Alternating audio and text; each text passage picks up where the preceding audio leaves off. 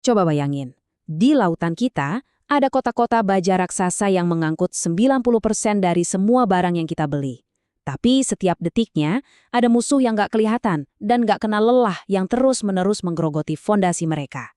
Ini adalah sebuah pertarungan senyap yang mempertaruhkan ekonomi global kita.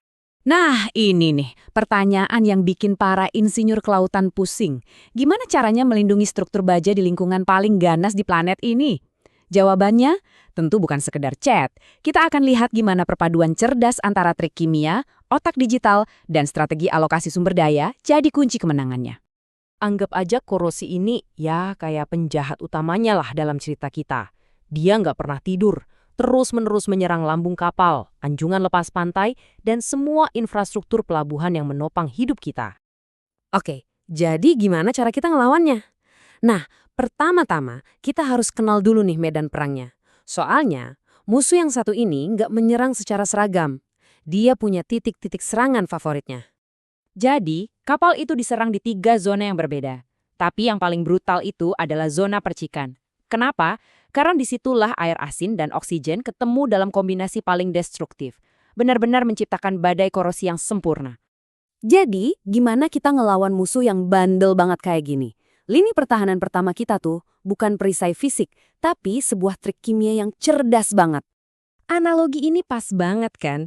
Ini inti dari solusi kimia kita yang paling ampuh, proteksi katodik. Idenya simple banget, serangannya nggak usah dihentiin tapi dialihkan aja ke target lain. Gini cara kerjanya. Secara alami, baja di air laut itu gampang banget karatan. Dia jadi anoda. Nah, proteksi katodik ini dengan pintarnya ngebalikin peran itu. Kita maksa si baja jadi pemenang, jadi katoda yang terlindungi. Caranya, yaitu tadi, dengan memberikan tumbal atau target yang lebih menarik untuk dikorbankan.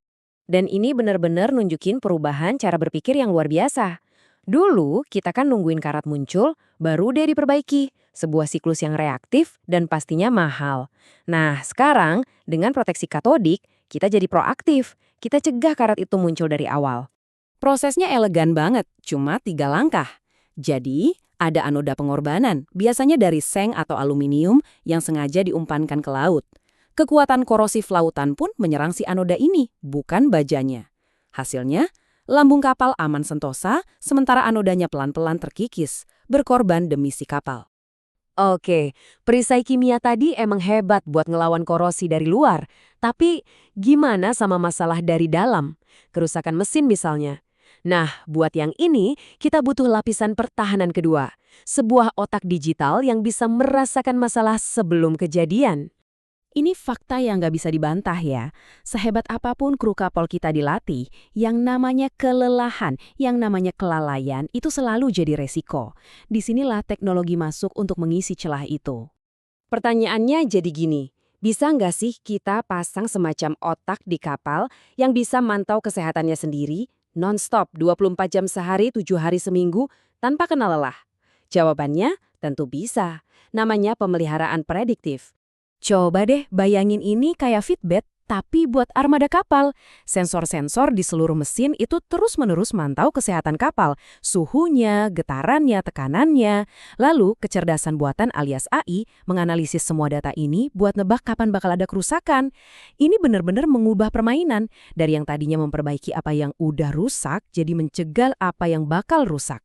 Dan dampaknya luar biasa besar. Penelitian nunjukin kalau pemeliharaan prediktif bisa ngurangin downtime atau waktu henti yang nggak direncanakan sampai 45%.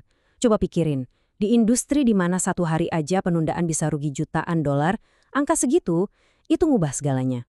Dan ini bukan cuma teori atau fiksi ilmiah loh.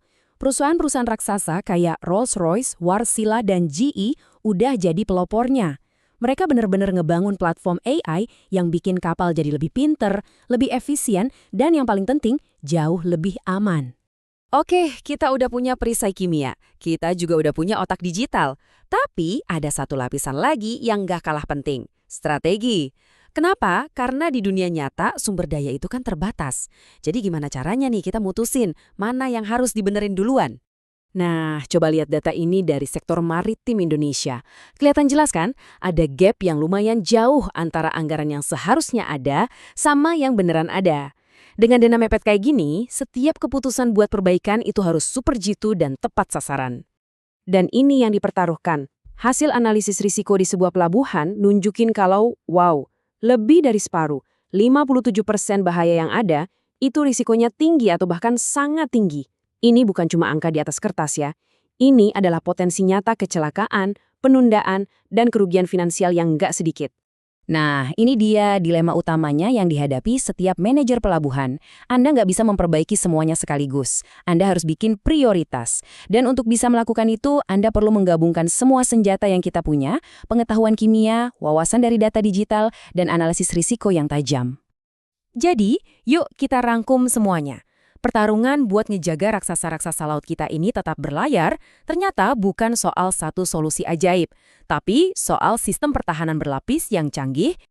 Inilah masa depannya. Pertama, perisai kimia yang proaktif. Kedua, sistem saraf digital yang selalu waspada. Dan ketiga, otak strategis yang mengalokasikan sumber daya dengan presisi tinggi. Ketiganya ini bekerja bareng buat nyiptain armada yang lebih kuat, lebih aman, dan lebih tangguh. Pada akhirnya, semua ini nunjukin keajaiban rekayasa modern yang seringkali nggak kita sadari. Hal ini bikin kita mikir, di balik layar kehidupan kita sehari-hari, kira-kira sistem tak terlihat apa lagi ya yang terus-menerus bekerja, melindungi kita dari kekuatan-kekuatan yang mencoba meruntuhkan dunia yang telah kita bangun.